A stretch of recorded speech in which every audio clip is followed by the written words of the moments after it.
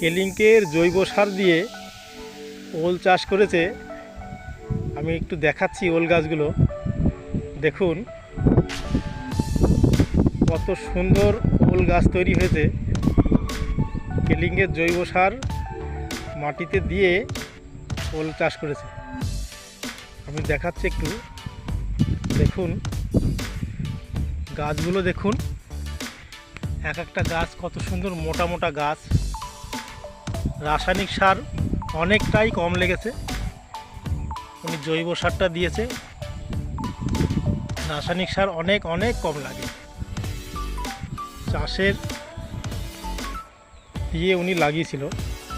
আমি একটু দেখাচ্ছি দেখুন,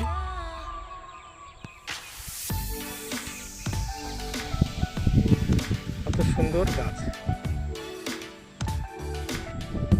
কোনো রোগ বা কিচ্ছু নেই গাছে। আমি প্রত্যেক চাষি বন্ধুকেই বলবো, জৈব সার দিয়ে আমি ফসল তৈরি করি, খরচাটা অনেক কম হবে, আপনার ফলন অনেক অনেক বেশি হবে।